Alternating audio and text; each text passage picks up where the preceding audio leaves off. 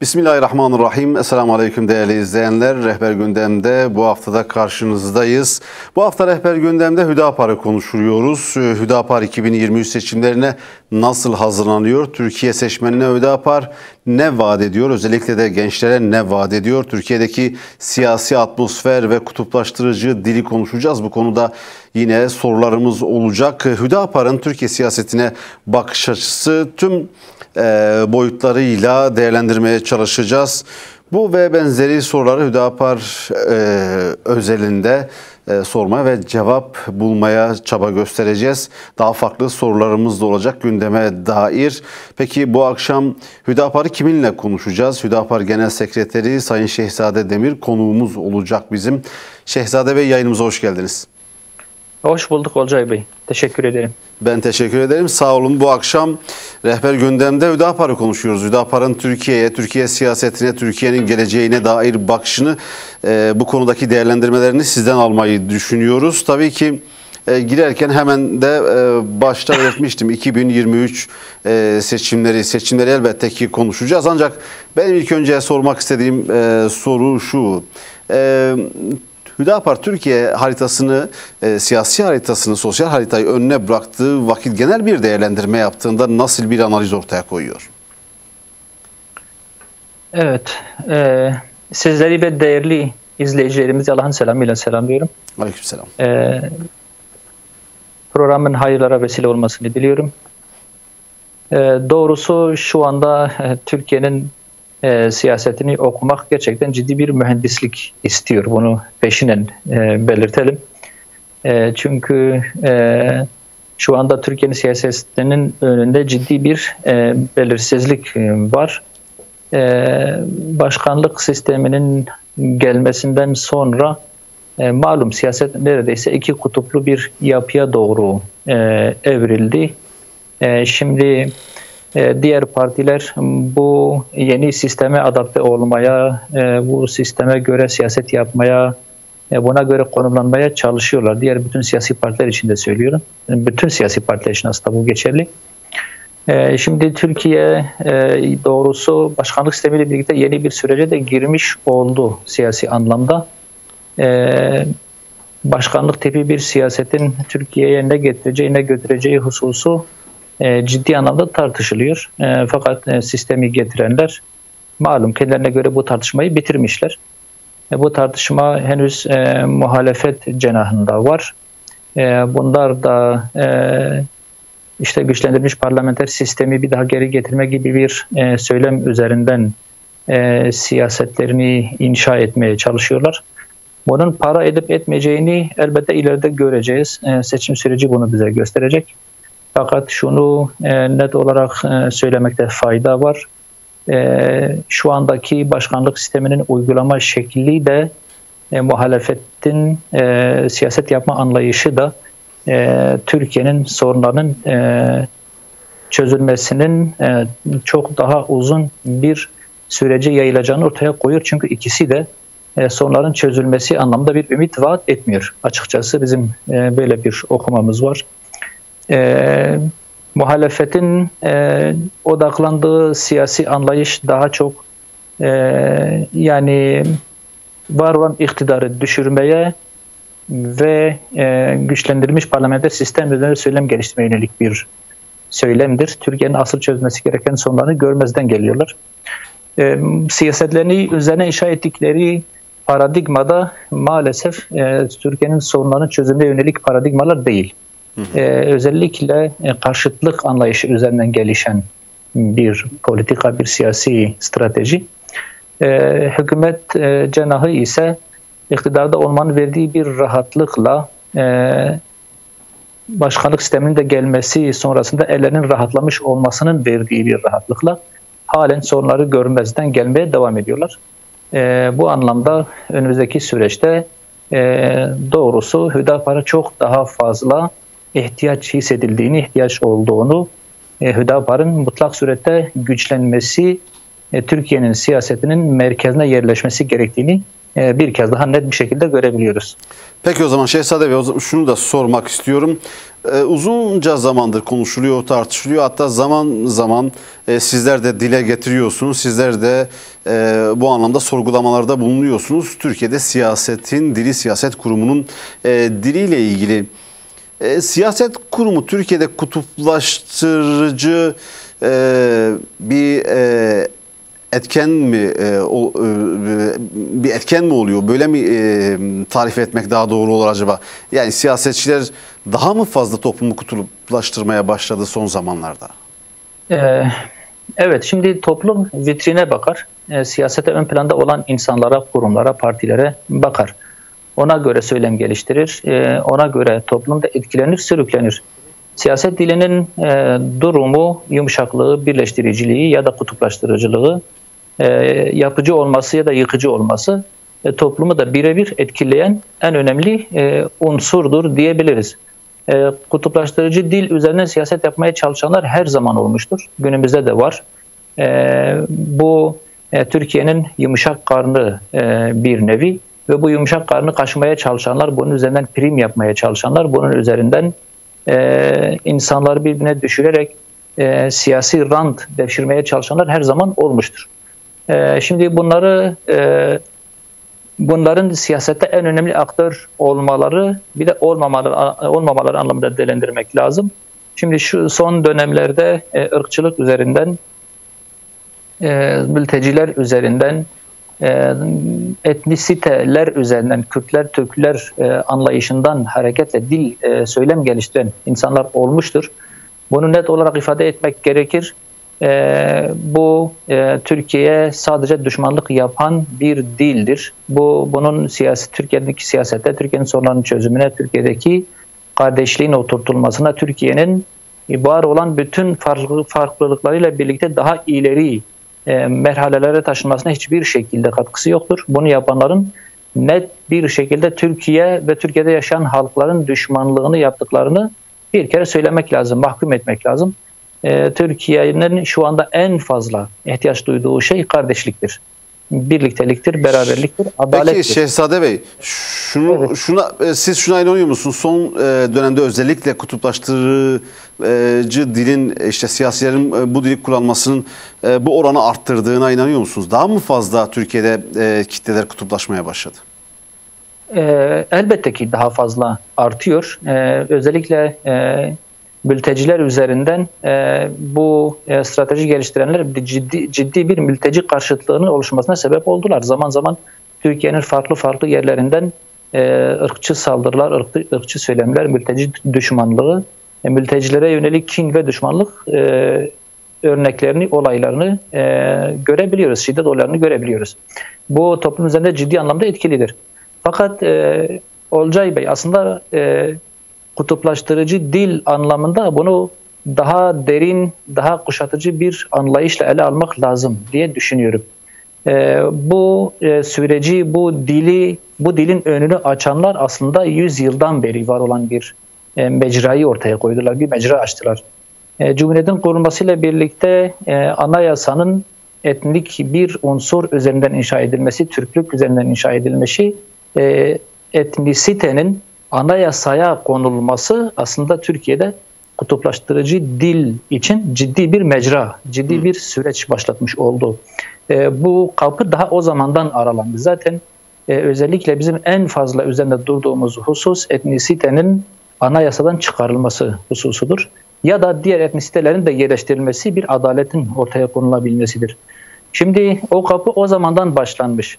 Ve şunu net olarak da ifade etmek lazım. Bu mecra tamamıyla kapatılmadan, bu yol tamamıyla kapatılmadan Türkiye'nin bu yumuşak karından kurtulması imkansızdır. Bu tür insanlar hep ola gelecektir. Birileri içeriden veya dışarıdan, çok önemli değil. İçeriden veya dışarıdan birileri bu yumuşak karnı kaşınmaya, insanları birbirine düşürmeye, memleketi ateş yerine dönüştürmeye ya da bunun üzerinden rantlar devşirmeye yeltenenler olacaktır. Bu kapının tamamıyla kapatılabilmesi bütün memlekete, bütün yapılara, bütün farklılıklara, kardeşliğin, adaletin, kuşatıcılığın, kucaklayıcılığın hakim olabilmesi için anayasal anlamda ciddi tedbirlere ihtiyaç var. Bu kapıyı en başından kapatmak gerekiyor. Anayasa malum bütün yönetim anlayışının temelinidir, esasını teşkil ediyor. Buradan bu ayrıştırıcı, kutuplaştırıcı dil tecrit edilmezse, çıkarılmazsa bu olacak. Dolayısıyla şu anda var olan bazı siyasi figürlerin bunun üzerinden söylem geliştirmesini çok yadırgamamak lazım. Suç onlarda değil. Elbette suçludurlar, elbette topluma zarar veriyorlar ama bunu dayandırdıkları bir temel var. Bundan cesaret aldıkları asıl kaynak var. O kaynağı korutmak lazım. Şehzade Bey, peki pardon araya giriyorum ama şunu da sormak istiyorum biraz da. Şimdi Hüdapar şöyle diyor: biz iyiye iyi, kötüye de kötüdürüz. Yani iyi kimden gelirse gelsin iyi olduğunu söyleriz. Kötü kimden gelirse de gelsin biz onun karşısında durur ve bunun da kötü olduğunu söyleriz diyorsunuz öteden beri. Biraz da meclis içerisinden konuşmak istiyorum. İktidar cenahından da, muhalefet cenahından da. Bu kutuplaştırıcı dil üzerinden birbirimize acaba tamamen kapalı mıyız? Özellikle de diyalog yolları bu anlamda açık mı? Çünkü sanki kimse kimseyi de pek dinlemiyor. İyi de yapsa her şey kötü. Kötü olan şey de zaten kötü olarak ortada duruyor. Yani böyle bir problemimiz var mı? Birbirimizi anlamada, diyalog kurmada, ilişkilerde, iktidar ve muhalefet açısından söylüyorum. Meclis çatısı altındaki partilerden bahsediyorum. Evet, elbette ki böyle bir sorun var. İnsanlar birbirine karşı kulaklarını tıkamışlar.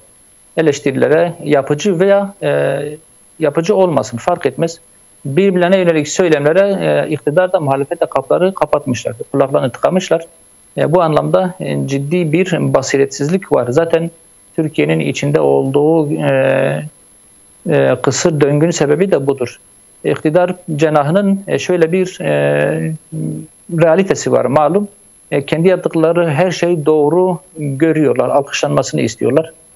Muhalefet oluştuğu zaman ya da birileri kalkıp eleştirdiği zaman da bunu yadırgıyorlar, ciddi anlamda yadırgıyorlar. Yıllardan beri bedel ödüyoruz, çalışıyoruz, çabalıyoruz. Türkiye'yi çok iyi bir noktaya getirdik. Bizim yaptığımız her şeyin doğru olarak kabul edilmesi lazım gibi bir mantalite var aslında iktidar cenahında.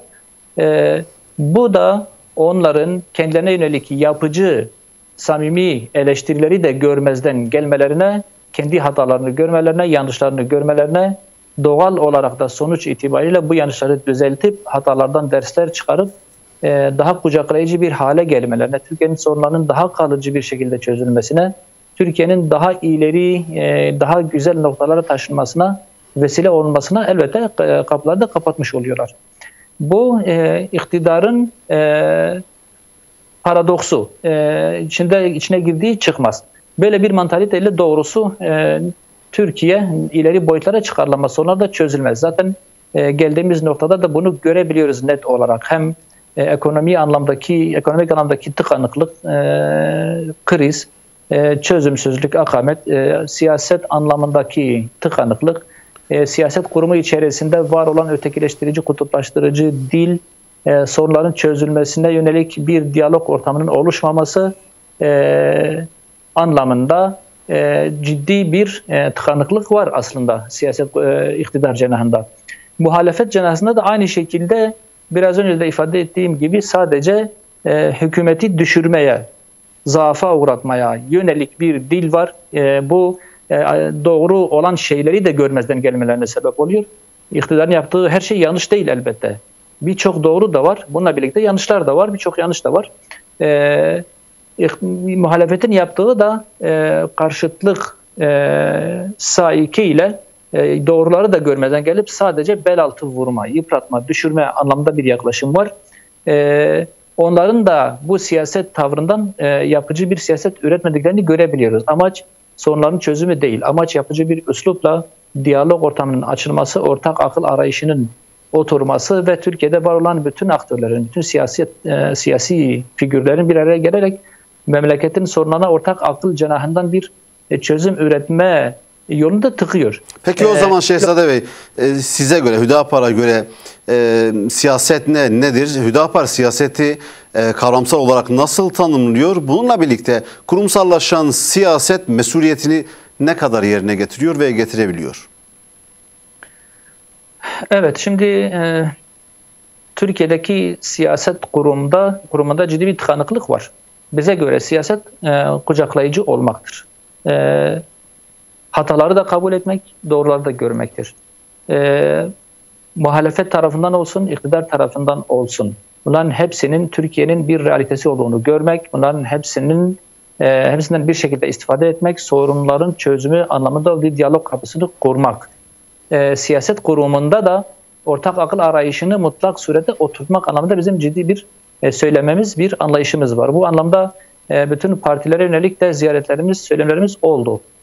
Türkiye'de siyaset kurumunun sağlıklı bir zemine oturabilmesi için memleket sorunlarının çözümünün merkeze alınması gerekir. Ne iktidarın yaptığı gibi kendi yaptıklarının hepsini doğru görüp kendi makamını, kendi mevkisini garantiye bağlama anlamda bir sahip olmalıdır. Ne de muhalefetin yaptığı gibi sadece düşürmek, sadece karşıtlık üzerinden bir siyaset geliştirip doğruları da yanlışları da aynı çantaya koyup hep birlikte toptan atmak anlamında, reddetmek anlamında bir anlayış gelişmelidir. Türkiye'de siyaset kurumunun ihtiyaç duyduğu en önemli husus bu. Türkiye'de doğrular da var, yanlışlar da var. Yanlışlardan ders çıkarılmalıdır. Doğrulara sahip çıkılmalıdır. O yanlışlar düzeltilmelidir. Peki o zaman siyaset kurumunun önceliği ne sizce? Türkiye'deki siyasi partiler daha çok neyi önceliyor? Yani parti çıkarı mı, ülkenin çıkarı mı? En fazla göze çarpan ne bu süreçte? Biraz izah da ettiniz doğrusu ama. Evet, şimdi en önemli sorun zaten burada öbekleşiyor, burada toplanıyor, burada odaklanıyor. Halkın gündemi, halkın sorunlarıyla siyaset kurumunun sorunları bir değil. Türkiye'de çok ciddi bir adalet sorunu var, çok ciddi bir kardeşlik sorunu var, çok ciddi bir inanç sorunu var, çok ciddi bir ekonomik sorun var. Böyle olunca bunların hepsinin görmezden gelmesi, siyasi kurumundaki aktörlerin bunları bir kenara bırakarak birbirleriyle uğraşmaları ve kendi istikballerini, kendi geleceklerini koruma altına alma anlamda bir endişe içerisine girmeleri zaten memleketin en önemli sorunudur. Menfaat üzerine inşa edilen bir siyaset kurumu ile karşı karşıyayız. Bu menfaatle kişisel menfaat anlamında söylemiyorum. Yani partilerin kendi menfaatlerini öncemeleri ya da kendi yandaşlarının menfaatini düşünmeleri, muhalefetin de kendi geleceğini, kendi ihbarını, kendi çıkarını esas alması gibi bir durum ile karşı karşıyayız. Hep söylüyoruz, menfaat üzerine yapılan siyaset canavarlıktır. Memleketi ateş yerine döndürecektir. Kutuplaştırıcılığı arttıracaktır. Etnisiteler arasındaki çatışmaları arttıracaktır. Adaletin rafa kaldırılmasına sebep olacaktır. Vicdanın rafa kaldırılmasına sebep olacaktır. Ve ötekileştiricilik, şeytanlaştırıcılık, düşmanlaştırıcılık başını alıp gidecek. Şu anda biz öyle bir süreç ile karşı karşıyayız. Bu durum maalesef seçimler döneminde biraz daha fazla ön plana çıkıyor. Daha fazla net bir şekilde görünüyor ve tahribatı da daha fazla artıyor. Şu an bir seçim sürecine girilmiş bulunuyor. Bundan önümüzdeki süreçte bu sıkıntıların, bu zararların daha fazla ön plana çıkacağını görebiliyoruz. Bu anlamda daha şimdiden bütün siyasi partilere, siyasi partilerin genel başkanlarına, siyasete aktif olan insanlara buradan güçlü bir sesle aslında seslenmek istiyoruz. Türkiye'nin bu sürece sokulmaması lazım. Türkiye'nin bir kardeşlik ortamına ihtiyacı vardır, kutuplaştırıcılığa değil. Dünyanın şu anda çok ciddi bir ekonomik ve siyasi kriz yaşadığı dönemde Türkiye'nin hem kendi içerisinde yaşadığı sorunları hem küresel anlamda var olan sorunlara karşı ayakta kalabilmesi, kendini muhafaza edebilmesi, daha ilerilere gidebilmesi için siyaset kurumunda bir birlikteliğe, bir kardeşliğe, bir karşılıklı anlayışa, saygıya, hoşgörüye ihtiyaç vardır. Türkiye'nin hem etnik anlamda çok sahip olduğu çok farklı bir yapıda olması hem de Suriye'den, Afganistan'dan, işte Doğu Türkistan'dan ya da Ukrayna'dan da birçok farklı yerlerden gelen mültecilerin de 5-6-7 milyon insanın Türkiye'de olması bu süreci çok daha hassas, çok daha ciddi bir boyuta çıkarmış. Türkiye'yi yönetenlerin, iktidarıyla muhalefetiyle, Türkiye'yi yöneten aktörlerin bütün bu realiteleri görerek Türkiye'yi çok güçlü bir şekilde bu kriz sürecinden çıkarabilmeleri gerekir. Hesaba katmaları gereken önemli husus budur. Bu olacak mı olmayacak mı hep birlikte göreceğiz. Fakat biz Hüdapar olarak bununla uğraşıyoruz. Hep bu yönde söylemler söylüyoruz. Ziyaretlerimizde hep bunu merkeze alıyoruz. Tam bu noktada özellikle biraz önce de ifade ettim. İktidarın da muhalefetin de böyle bir strateji ortaya koymadığı bu konjonktürde Hüdapar'a çok ciddi anlamda ihtiyaç var. Türkiye'nin ihtiyaç duyduğu siyasi anlayış Hüdapar'da var. Hiçbir farklılığa takılmadan, hiçbir menfaat ve çıkara takılmadan bütün doğruları kendi doğrusu olarak kabul edip bütün yanlışları da düzeltilmesi anlamında kendisini sorumluluk altında gören bir anlayışla hareket eden bir parti olarak Türkiye'nin Hüdapar'a ihtiyacı vardır. Peki o zaman şunu da soralım. Hüdapar Türkiye'nin genç partilerinden biri. Tabii seçim süreçlerinde bunu da getirmiş olduğu bazı handikaplar da elbette ki var. Kutuplaştırıcı dilden bahsettiniz siyaset kurumunun. Bu elbette ki kitleleri bölüyor, ayrıştırıyor. Seçmen kitlesi biraz da ortadan kayboluyor diyebilir miyiz? Yani daha çok kitleler seçmen nitelemesinden çok taraftar nitelemesiyle anlatılabilir mi bu süreçte? Yani o zaman böyle bir durum olursa sizin için ne gibi dezavantajlar olur? Bu konuyu bu anlamda nasıl değerlendiriyorsunuz? Karşınızda bir seçmen kitlesi değilse bir taraftar kitlesi var. Bu taraftar kitlesini ikna etmek de elbette ki çok zor olacaktır. Şimdi Olcay Bey, Türkiye Cumhuriyeti'nin kuruluş paradigmalarını görmek lazım. Kuruluş paradigmaları toplumu bütün boyutlarıyla inanç, kültür, etnisite anlamda tam anlamıyla kucaklayıcı bir paradigma olmadığı için ister istemez kutuplaştırıcılık seçmenin önünde kaçınılmaz olarak var. Bu hep oldu, hep de olacak. Bu paradigmalar değişmediği müddetçe. Şimdi bu gerginlik siyasetinin Türkiye'nin gündeminden çıkarılmasına asla izin verilmiyor. İfade ettiğim gibi Türkiye'nin bu barış içerisinde, kardeşlik içerisinde, karşılıklı dayanışma içerisinde bir süreç yaşanmasına müsaade edilmemiş bugüne kadar. Dünyada belki Türkiye'deki seçmen kadar politize olmuş başka bir seçmen herhalde yoktur. Doğusuyla, batısıyla, kuzeyiyle, güneyiyle herkes ciddi anlamda politize olmuş. Etnisite üzerinden politize olmuş, inanç üzerinden politize olmuş.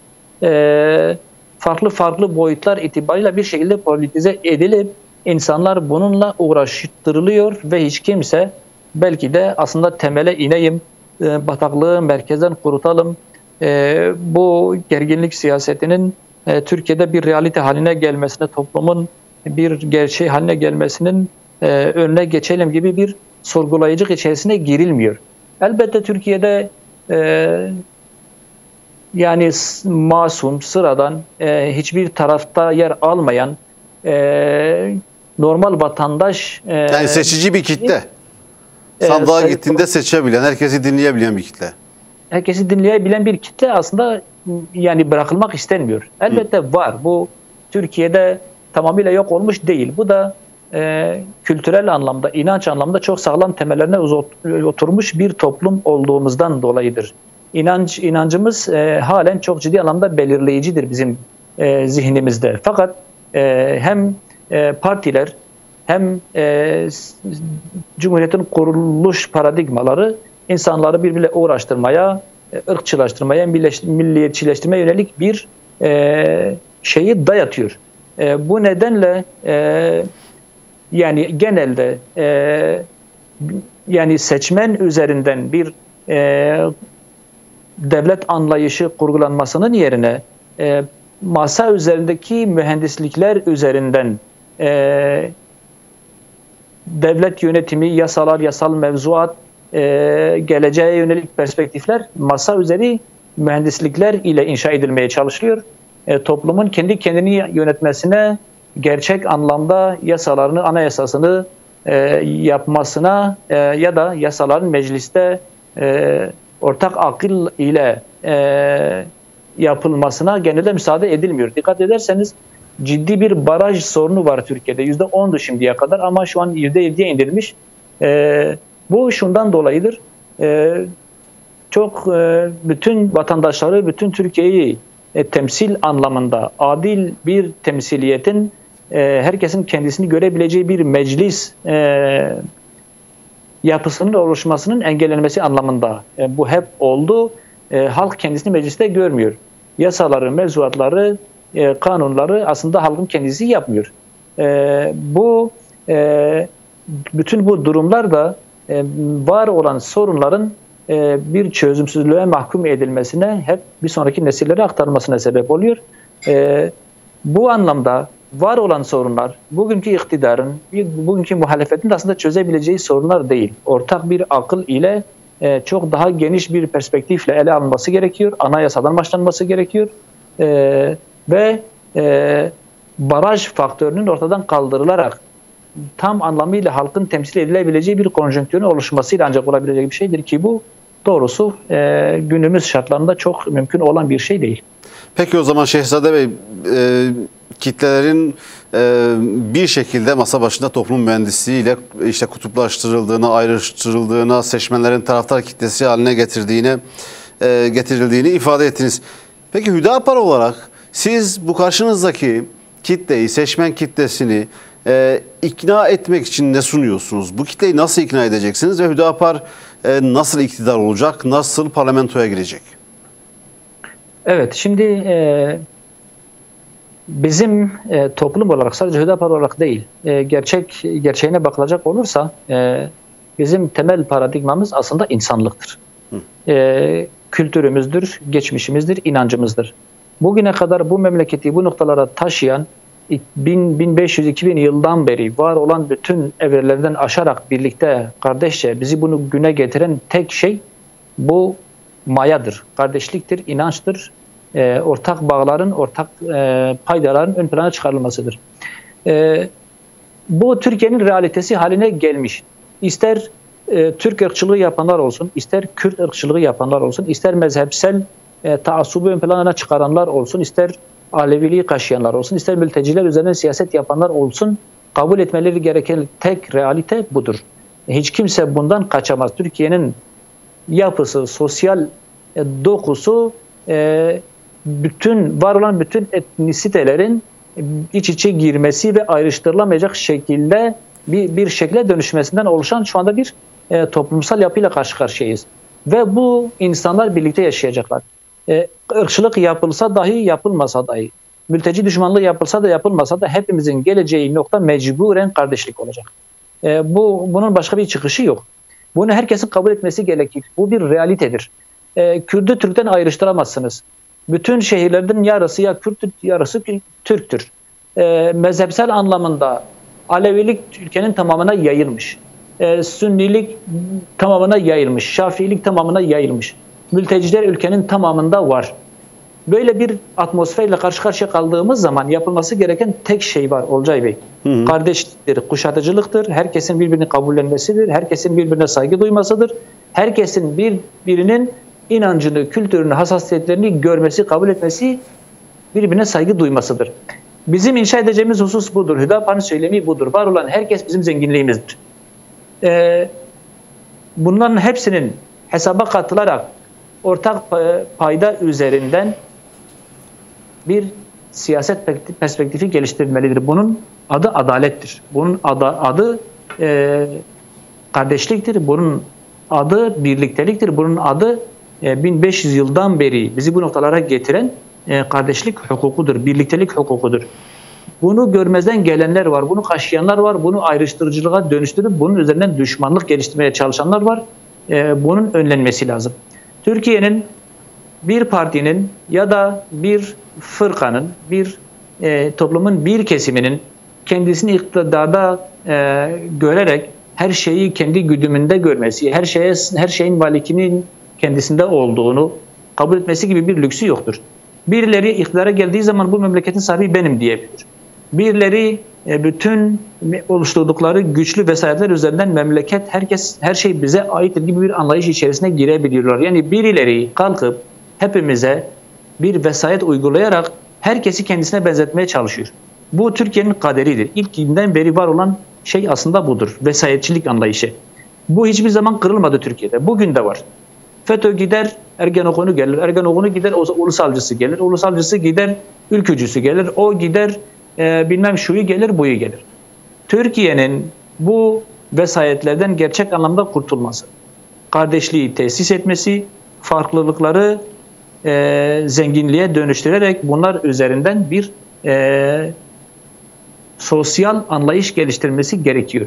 Bizim bu noktada esas aldığımız husus Olcay Bey, aslında altını çizmekte fayda var. Medine İslam Devleti anlayışıdır aslında. Ne vardı orada? Hepimiz zihnimizi bir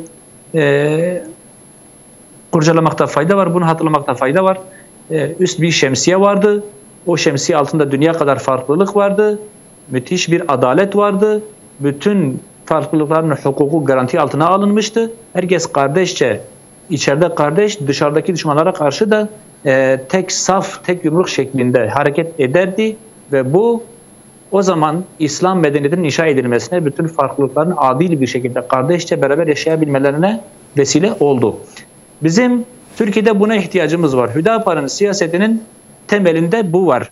Bizim esas aldığımız husus üst şemsiyeyi tespit edip bütün farklılıkları bunun altında kardeşçe oturtabilecek bir paradigmadır. Üst şemsiyemiz hiçbir şekilde etnisite olamaz. Hiçbir şekilde mezhepsel bir şey olamaz. İnançtır. Hepimizin üst şemsiyesi, üst kimliği Müslümanlıktır. Müslümanlık üzerinden gelişen kardeşliktir. Onun dışında var olan bütün farklılıklar zenginliktir. Esas değil, füruattır. Bunların hepsinin hukukunun garanti altına alınabileceği, hepsinin devlet içerisinde, devlet yapısı içerisinde kendisini görebileceği, kendisini yaşayabileceği, kendisinin dışlanmadığını görebileceği ve devletin kendisine ait olduğunu anlayabileceği bir sistem inşa edilmesidir. Bu elbette kolay olan bir şey değildir. Türkiye'nin bütün sorunlarının temelinde var olan ana sorun budur.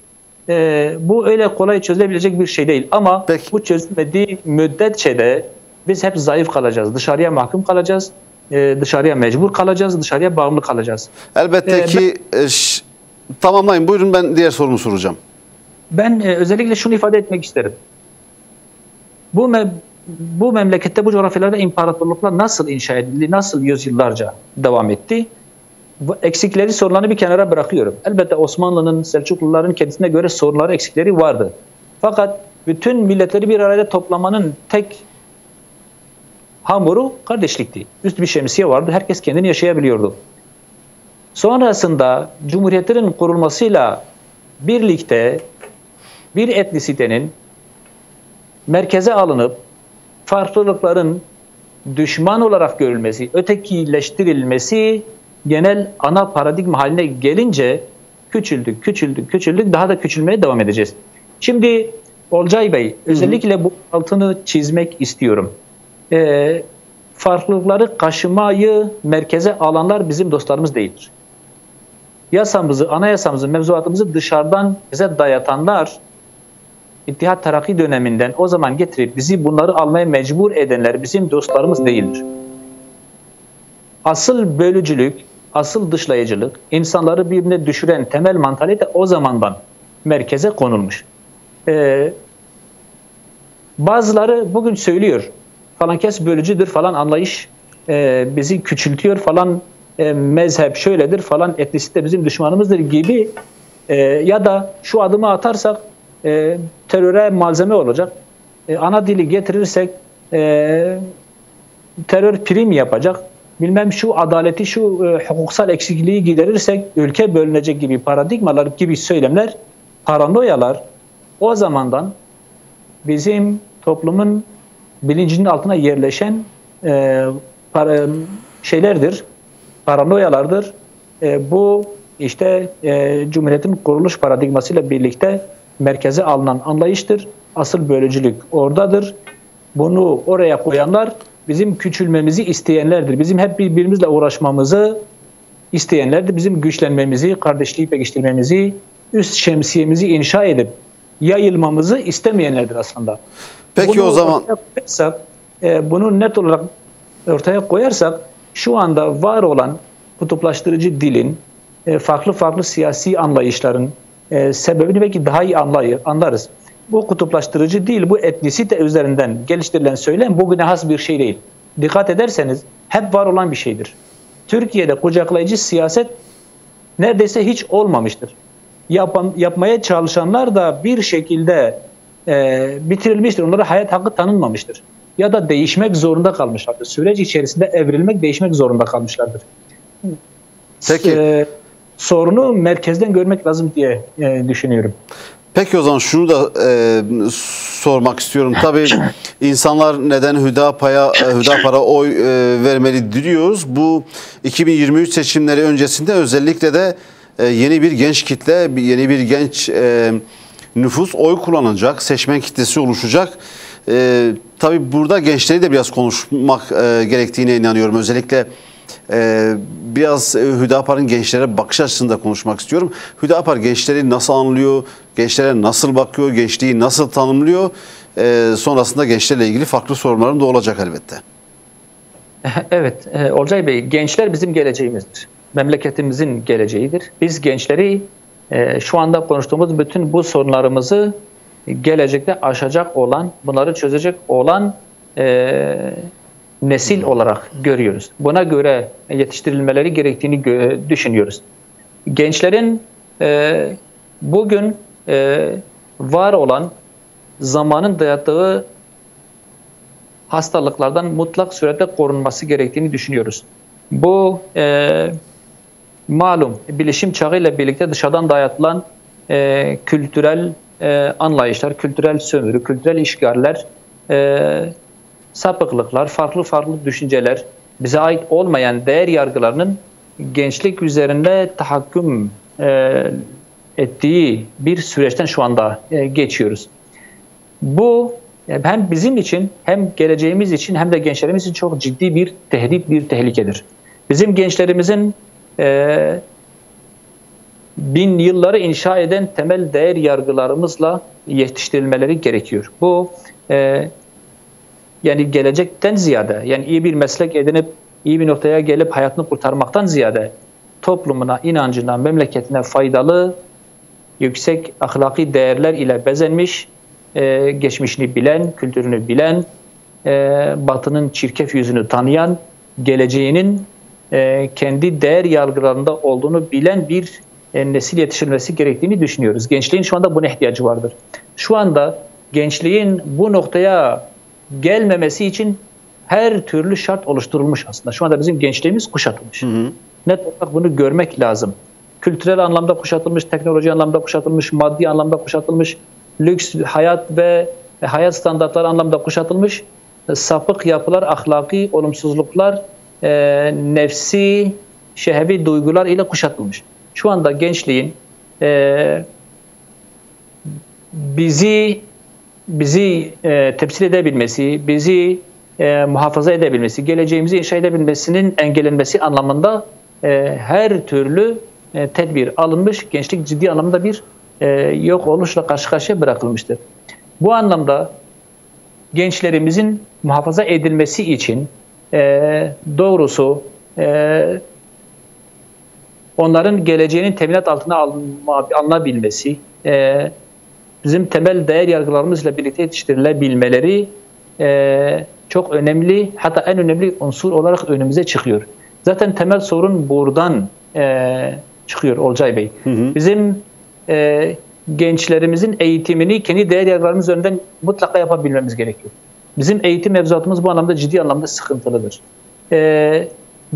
Gençlerimiz için öngörülen gelecek perspektifi çok ciddi anlamda sıkıntılıdır.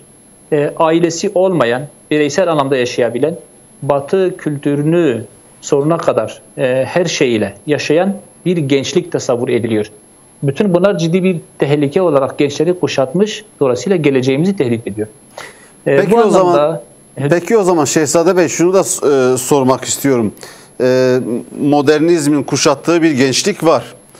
Peki Hüdapar bu gençliğe ne sunuyor? Bu gençliği nasıl ikna edecek? Evet. Şimdi geçmişiyle barışık, geçmişini bilen, kültürünü bilen bir gençlik. Aile hayatı, aile düzeni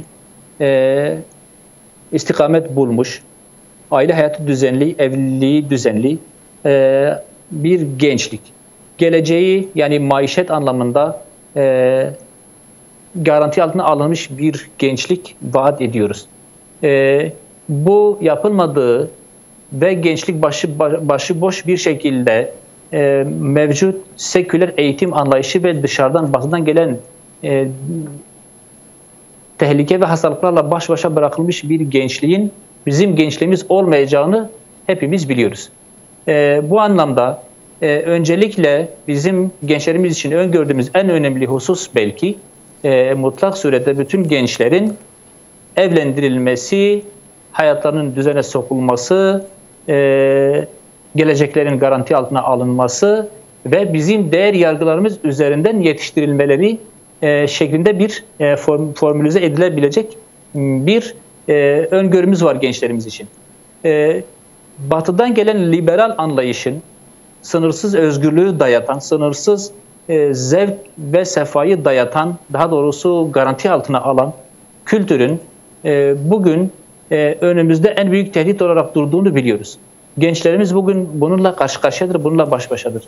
Bu tehlikeyi gören, emin olabilirsiniz Olcay Bey, bu tehlikeyi gören çok az insan, çok az yapı var. Bugün asıl tehdit altında olan, asıl risk altında olan ben, sen ya da işte başka şeyler değil, gençliğimizdir. Niye gençliğimizdir? Gençlik geleceğimizdir. Gençliğimizin bu hastalıklar ile birlikte yetiştirilip bunun içerisinde kaybolması, kaybettirilmesi, geleceğimizin kaybettirilmesidir.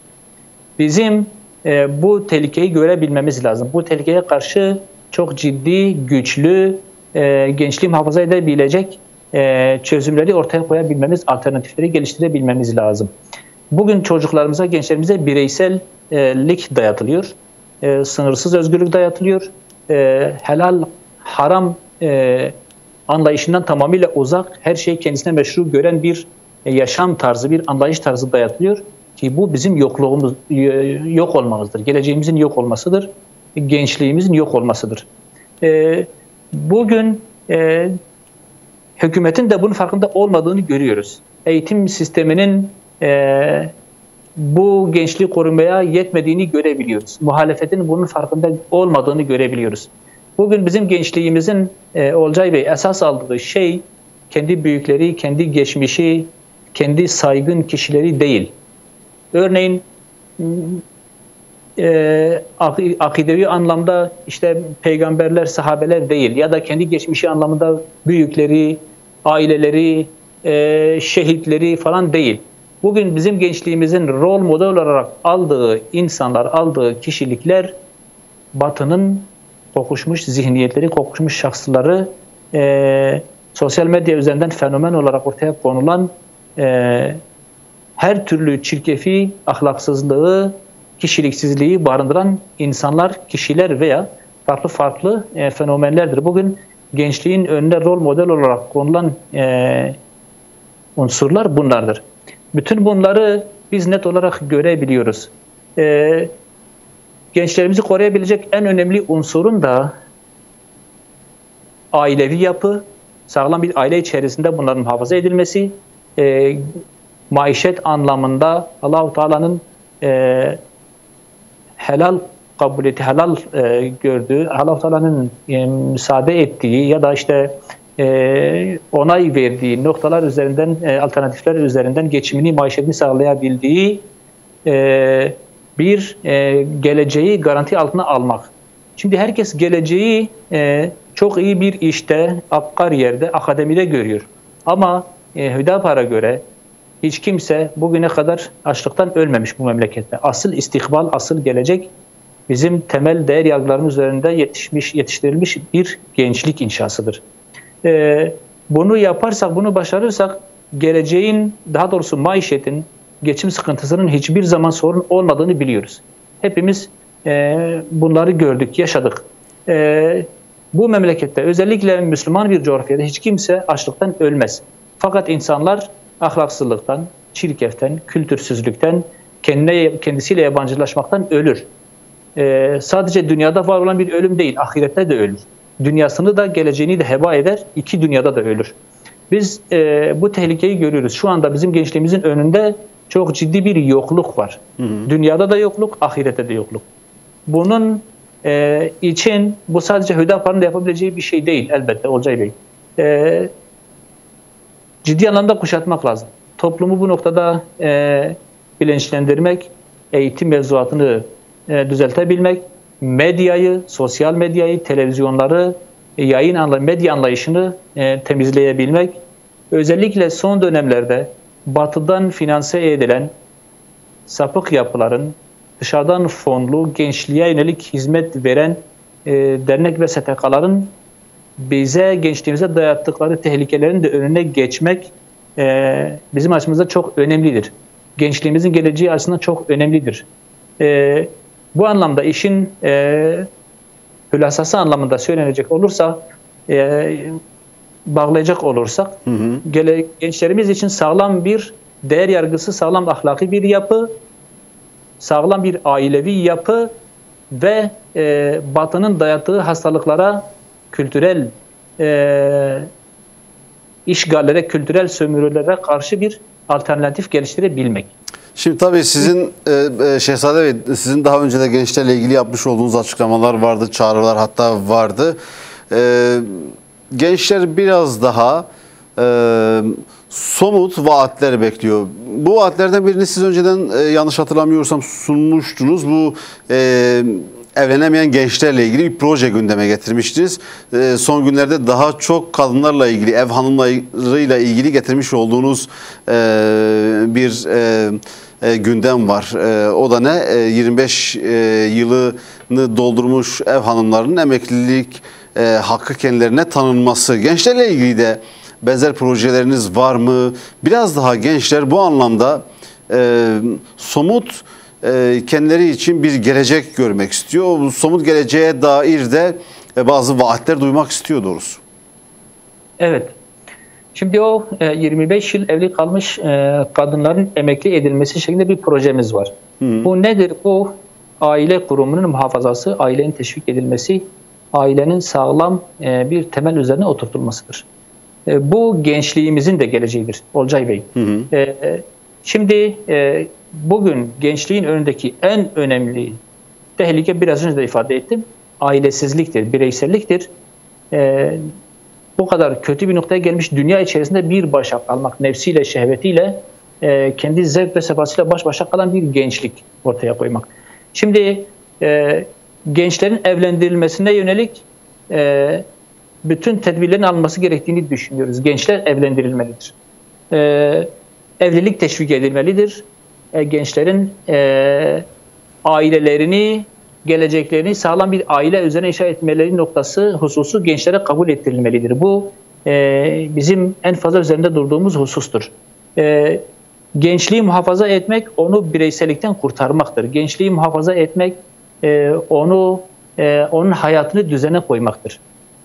Bugün gençlere dayatılan şey aile düzeninin, daha doğrusu kendisine ait bir hayatın olmasının engellenmesidir. Bu anlamda gençlerin evlendirilmesine yönelik kolaylaştırmaların yapılması gerektiğini düşünüyoruz. Evlilik anlamında dün de bir hashtag çalışması vardı. Evlilik fonu. Ya devlet tarafından evlilik sürecinde gençlerin elini tutularak onlara bir geri dönüşü olmayan krediler verilmesi ya da uzun bir süreye yayılmış faizsiz bir kredilerin verilmesi anlamında evliliğe has ellerinin tutulması, onlara destek çıkılması gibi bir projemiz var. Bunun teşvik edilmesi devlet olarak, kurumsal olarak bu projeye destek verilmesi bizim projelerimizde bir tanesidir. Bu bizim gençlerimiz açısından çok önemli bir durum. Evliliği olmayan, geleceğe yönelik, maişet anlamında endişeleri olan, manevi anlamda da onu destekleyecek bir ailesi olmayan gençlerin bir yere varmaları imkansızdır. Bugün Olcay Bey, işsizlik, özellikle üniversite mezunu kişilerde son zamanlarda çok artan işsizlik çok ciddi bir ümitsizlik oluşturmuş gençlerin arasında. Ben hayatımı kurmadan, geleceğimi garanti altına almadan, yerleşmeden evlenmem diyen bir şeklinde özetlenebilecek bir anlayış geliştiriliyor. Böyle olunca gençler bir başına toplum içerisinde dünya kadar tehlikeyle baş başa bırakılarak kendi haline terk ediliyor. Bu zaten gençliğin afetidir. Gençlerin bu anlamda kuşatılması, hayatlarının bir düzene sokulması bizim toplumsal vazifemizdir. Biz geleceğimizi garanti altına almak istiyorsak gençlerimizin hayatlarını düzene sokabilmemiz lazım. Peki. İstihdam etmemiz, ailelerini bir an önce kurmamız, kültürel ve değer yargıları anlamında onları koruyabilmemiz gerekiyor. Hüdapar'ın bu yönde üç ayaklı bir programı var. Ailelerin düzene sokulması, istihdam edilerek geleceklerin kontrol altına alınması ve değer yargılarımız, ahlaki değer yargılarımız üzerinde bunların yetiştirilerek dışarıdan gelen afetlere karşı bunların korunması. Peki Şehzade Bey, kısa aile içerisinde mümkün olabilecek müsaadeniz olursa kısa bir ara verelim. Saat başına tekrar devam edelim. İkinci bölümde biraz daha Türkiye ekonomisini ve iktidarın hem aile politikalarını hem de sosyal politikalarını konuşacağız. Hüdapar iktidarın aile sosyal politikalarına nasıl bakıyor? Bu konudaki değerlendirmelerinizi alacağız. Değerli izleyenler, saat başına tekrar buradayız.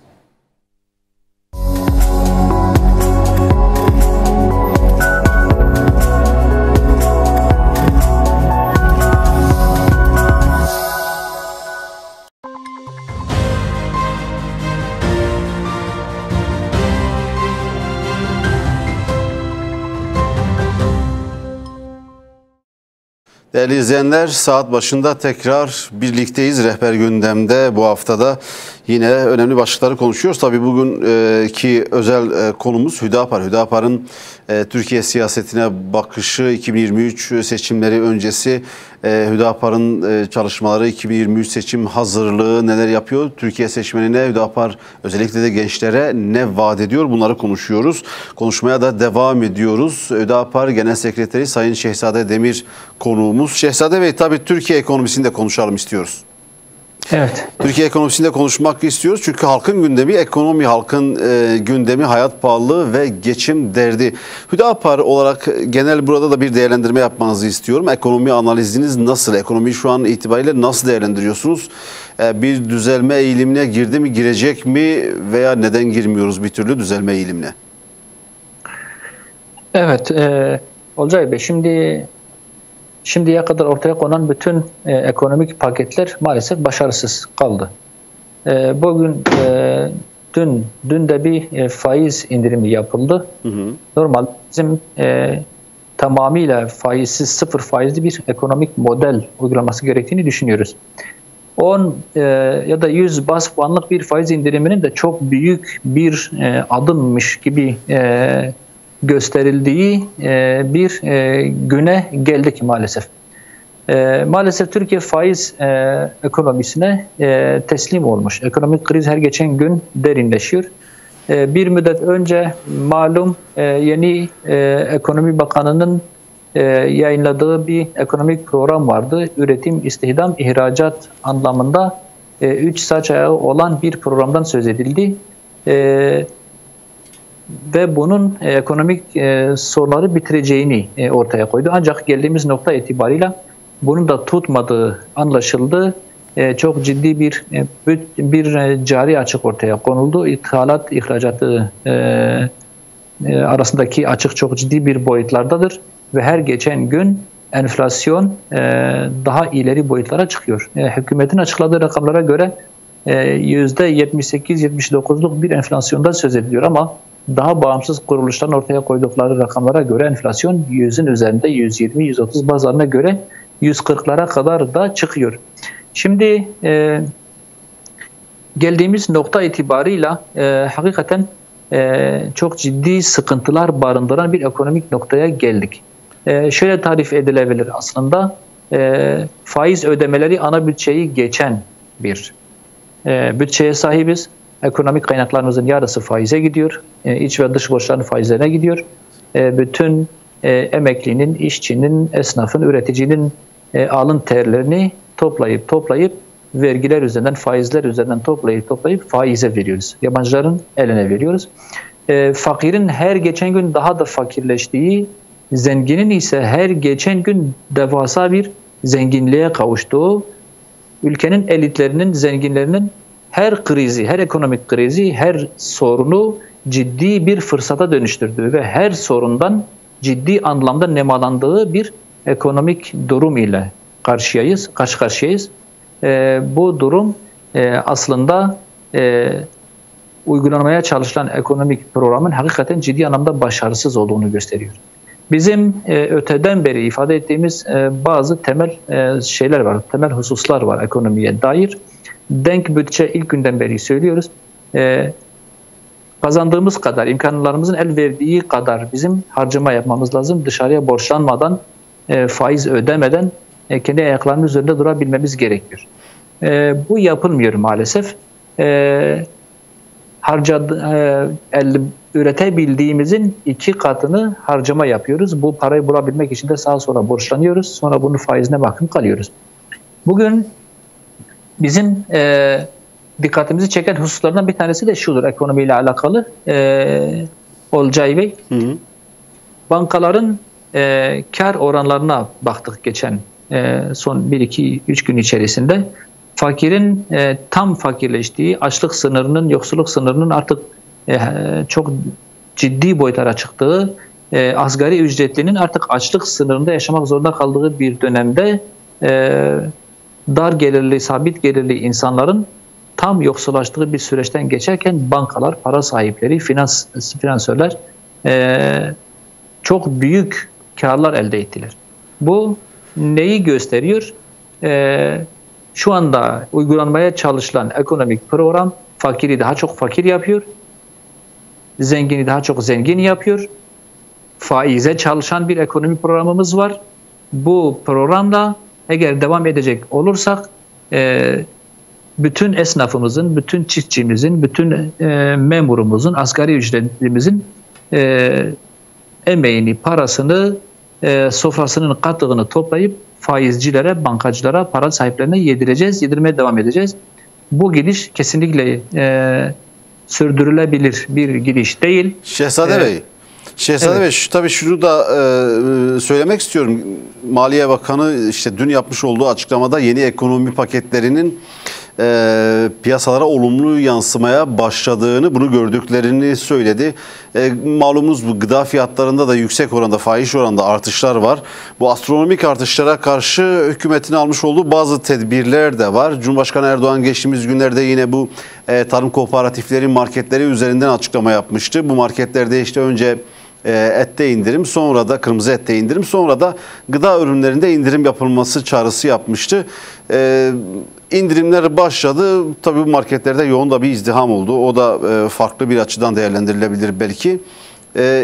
İyiye gidiyor diyor ekonomi yönetimi. Olcay Bey, iyiye giden bir şey yok. Şimdi bu tarım kooperatifleri üzerinden sağlanan 30-40 üründeki indirim ne kadar etkili olacak? Ya da Türkiye genelinde tarım kredi kooperatiflerinden kaç tane var? Bunlar ekonominin, piyasanın yüzde kaçına hitap ediyor?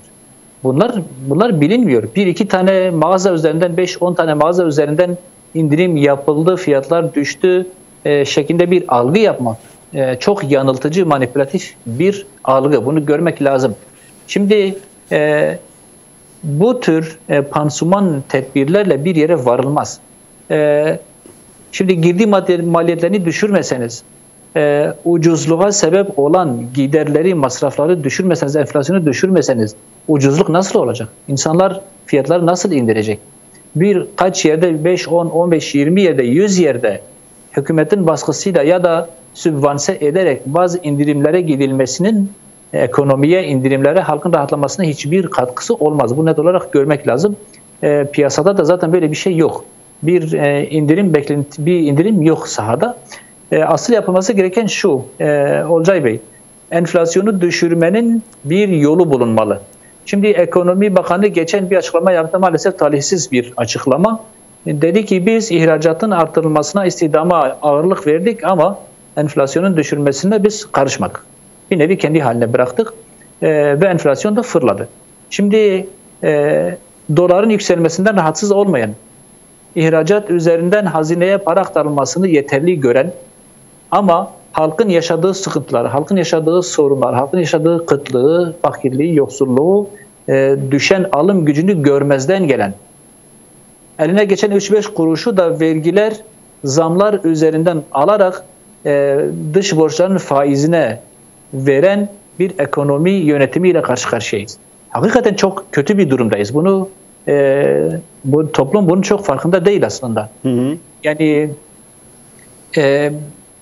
böyle bir durum ile karşı karşıyayız. Şimdi Şehzade Bey, tabii şunu da konuşmak lazım. Daha önce hükümet, iktidar hep şunu söylüyordu. Tabii salgından önce de bir küresel ekonomik kriz yaşanmıştı. Zaman zaman bu ekonomik krizler için Türkiye ekonomisini yönetenler teğet geçti demişti. Ancak bu kez teğet geçmedi. Bu kez neden teğet geçmedi? Onu da konuşmak lazım. Yani sorun içeriden mi kaynaklanıyor? Ekonomik sorunların kaynağı içeriden mi, dışarıdan mı? Enflasyonun nedeni içeriden mi, dışarıdan mı? Şimdi yaşanan enflasyonu ve krizi dışarıya bağlamak bana göre kaçmaktır. Manipüle etmektir. Sorumluluk almaktan kaçmaktır. Dışarının elbette etkisi var. Bütün dünyada var olan bir ekonomik sorun var. Fakat Türkiye'de hissedildiği kadar hiçbir yerde olmamış. Türkiye'de ekonomi yönetiminin çok ciddi bir başarısızlığı var. Kurumlarda ciddi sıkıntılar var. Türkiye'nin genel anlamda bürokrasisinin yaşadığı israf ve vurdumduymazlık var. Kaynakların, imkanların zenginlere peşkeş çekilmesi var. Usulsüzlükler, yolsuzluklar var. İhalelerin eskiden normal prosedürlere göre ihaleye çıkılarak en iyi fiyatı verenlerin hak ettiği şekliyle aldıkları usulden vazgeçilmiş. Artık davetiye usulü ihaleler veriliyor. Çağrılıp ihaleler veriliyor. Teslim ediliyor yani. Ve bu da yüksek fiyatlara çok büyük bir kamu zararına oluşan durumlardır. Şimdi bununla birlikte özellikle temel gıda maddelerindeki sıkıntıyı giderecek, üreticinin, çiftçinin desteklenmesini, girdi maliyetlerini, masraflarını azaltıcı, üzerindeki enflasyon baskısını zayıflatıcı, düşürücü, rahatlatıcı tedbirlere gidilmiyor maalesef. Ürün çok ciddi bir maliyetle ancak üretilebiliyor. Bunun pazara sürülmesi ayrı bir maliyet. Akaryakıt fiyatlarının yüksekliği hem üretimde hem üretilen ürünlerin piyasaya sürülmesinde çok ciddi anlamda bir yük getiriyor. Ve bunların hepsi enflasyonun fırlamasına sebep oluyor. Maalesef bu tür hususlarda aslında içeride alınabilecek birçok tedbir vardı. Heba edilen kamu kaynakları, faize aktarılan paralar bir formülle bir şekilde tutularak maliyetlerin sübvanse edilmesine sağlansaydı ya da akaryakıt fiyatlarının sübvanse edilerek en azından vergilerinin azaltılarak daha makul bir seviyeye çekilmesi sağlansaydı bu enflasyon bu noktada olmazdı. Bugün enflasyonun en fazla fırlamasının, yükselmesinin sebeplerinden bir tanesi, en önemli sebeplerinden bir tanesi akaryakıt fiyatlarıdır Olcay Bey. Hı hı. Niye? Çünkü üretimin temel girdi maliyetidir, temel kaynak. Fabrikalar doğalgazla çalışıyor. Elektrik doğalgazla üretiliyor. Ulaşım, nakliye akaryakıtla oluyor. Çiftçinin tarlasını sürmesi, fabrikaların çarklarının dönmesi akaryakıtla olur. Yani bugün bazı iddialar var, bazı bilgiler var sosyal medyada, diğer sahada. Rusya'dan aslında çok ucuza akaryakıt alındığı, ham petrolün alındığı ancak dünya standartlarında piyasaya sürüldüğü şeklinde bilgiler de var. Şimdi dünyada Rusya'dan en fazla ham petrol alan 3. ülke Türkiye'yiz. Bu son 1-2 yılda 2-3 katına çıkmış. Bunun sebebi de Rusya'nın bir farklılık olarak Türkiye indirimli ham petrol sağlanmasından kaynaklı bir durum. Ama bu piyasaya sürülürken en pahalı ülkelerin standartlarında piyasaya sürülüyor. Şimdi satılıyor. geçtiğimiz günlerde Birleşmiş Milletler de bu konuda bir açıklama yaptı. Birleşmiş Milletler Genel Sekreterine soruldu. Yani Türkiye'ye Rusya'dan ucuz akaryakıt gidiyor mu gitmiyor mu, petrol gidiyor mu gitmiyor mu diye, bu konu hakkında bilgimiz yok diye açıklama yaptılar. Evet, bu tür şeyler var, bu tür bilgiler var piyasada. Şimdi mesele ekonomi. Ekonomi yönetiminin enflasyonu indirecek tedbirlerden kaçınması özellikle dikkat çekici bir durum. Bunun altını çizmek lazım. İkinci durum, faiz sektörünün, bankacılık sektörünün halen el üstünde tutulması, onların karlarına ciddi karlar katması, ülke batarken, fakir fukara batarken, dar gelirli, sabit gelirli batarken bunların sahip oldukları onlara sunulan imkanlarla ülkenin bütün kaynaklarını sömürerek kendi hanelerine geçirmeleri yine görmesi gereken durumlardan bir tanesi. Diğer bir husus, hükümetin ihracatı haddinden fazla ciddiye alması, büyütmesi. Elbette ihracat önemli. Fakat ihracat ne kadar önemliyse enflasyonun düşürülmesi de o kadar önemli. İhracatı önemserseniz ama enflasyonun düşürülmesini önemsemezsiniz. Hazineye para gelsin dışarıdan diyorsunuz ama benim halkım ezilsin. Sofrasından kessin, kemer sıksın, bir şey olmaz gibi bir mantaliteyle hareket edilmesi en temel sorunlarından bir tanesidir. Bu mantıkla hükümet ekonomiyi götüremez. Şu anda hükümetin en büyük açmazı maalesef ekonomidir. Bu noktada artık sorunlar ayyuka çıkmış, atılması gereken adımlar neredeyse herkes tarafından da bilinecek bir noktaya gelmiş. Ama bu noktada adım atılmasının kaçınılması da ayrıca dikkat çekicidir. Peki o zaman biraz da aile ve sosyal politikaları konuşalım. İktidarın bu anlamdaki yaklaşımını değerlendirelim. Hüdapar iktidarın sosyal politikalarını nasıl değerlendiriyor? Evet.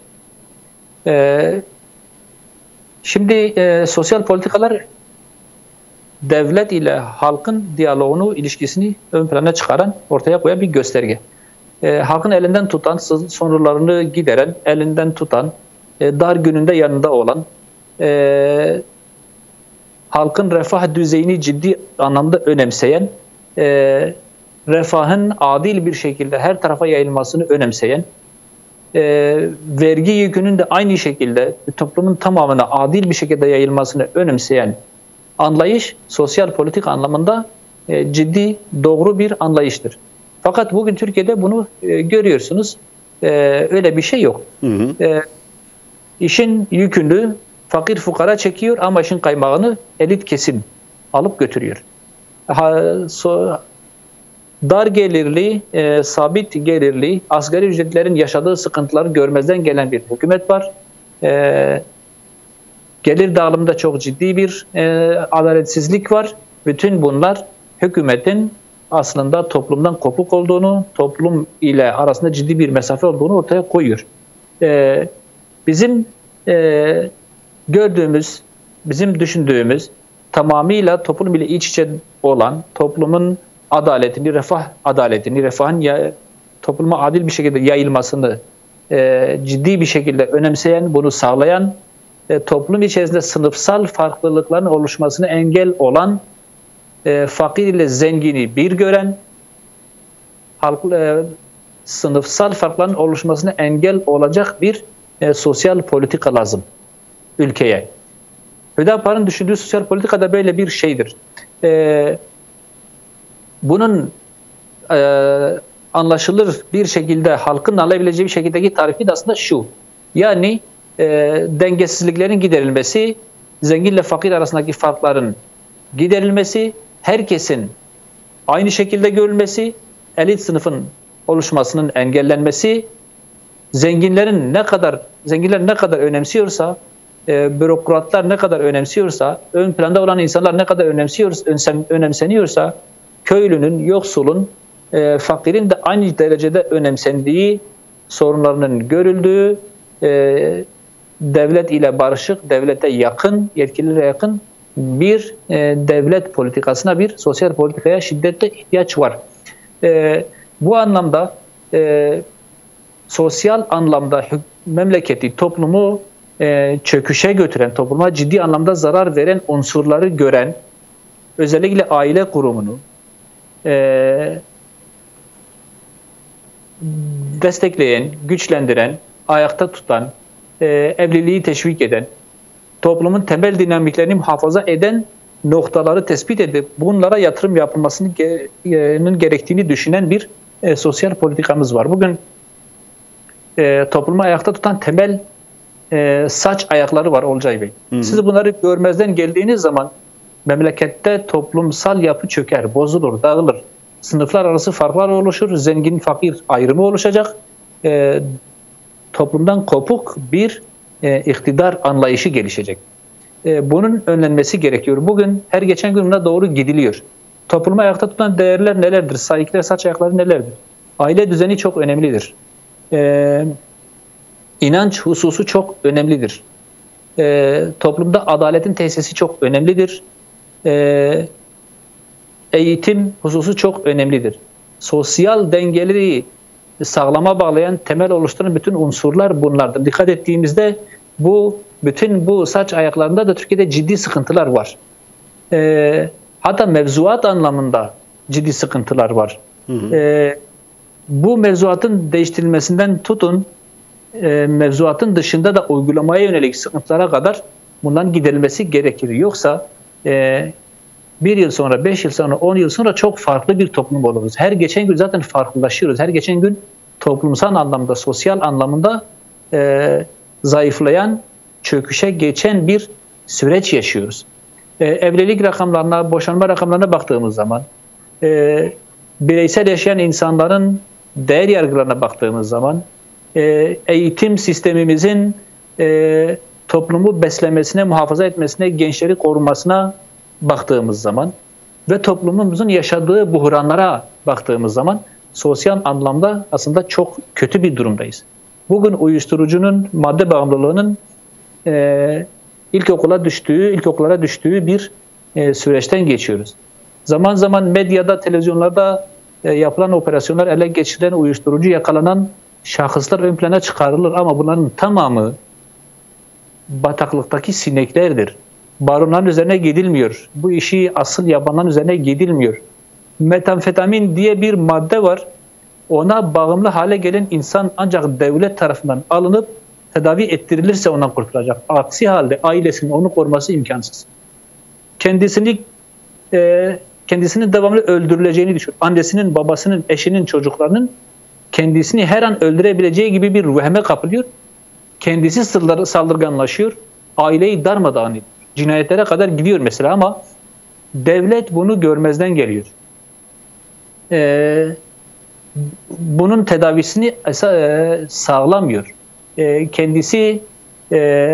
Kendisini zorla alıp tedavi etmesi gerekirken o istemiyor diye götürmüyor. Bakın buradaki sıkıntıya dikkat çekmek istiyorum. Bu Türkiye'de genel bir soruna dönüştüğü için ifade ediyorum. Toparlayalım Şehzade Bey bu arada. Özellikle spesifik olarak bunu söylüyorum. Bağımlı bir kişinin kendisini tedavi ettirmesini düşünmesi imkansız zaten. Devletin onu alıp tedavi etmesi lazım ama bu noktada devlet böyle bir inisiyatif almıyor. Ve bu çok yaygın bir sorun. Sosyal anlamda çok ciddi sorunlarla karşı karşıyayız Olcay Bey. Yapılan şeyler hiç yok demiyorum. Bazı şeyler elbette yapılıyor. Fakat sosyal medyada, televizyonlarda çok abartıldığı şekliyle değildir. Toplumu kuşatmıyor, topluma derman olmuyor. Sosyal anlamda farklılıkları, sorunları adaleti tesis etmek anlamında devlete kulak bile kalmıyor. Bu anlamda çok daha kuşatıcı sosyal politikalara ihtiyaç var. Peki çok teşekkür ediyoruz Şehzade Bey. Yayınımıza katıldınız. Hüdapar'ın Türkiye'nin genel siyasal ve sosyal olarak yaşamış olduğu sorunlara dair sorularımıza cevap verdiniz. Bir kez daha katılımınız için, katkınız için teşekkür ediyoruz. Ben teşekkür ederim. Hayırlı akşamlar diliyorum. Sağ olun, bizler de hayırlı akşamlar diliyoruz. Değerli izleyenler, bu akşam da Rehber Gündem'in sonuna geldik. Hüdapar Genel Sekreteri Sayın Şehzade Demir konuğumuzdu. Hüdapar'ın Türkiye siyasetine ve yaşanan sosyal sorunlara yönelik bakış açısı neydi? Seçimlere yönelik düşünceleri, seçimlere yönelik hazırlıkları ve seçmen kitlesine yönelik söylem ve vaatlerini konuştuk. Önümüzdeki hafta farklı konu başlıkları ve konuklarla tekrar karşınızda olmak umuduyla Allah'a emanet olun.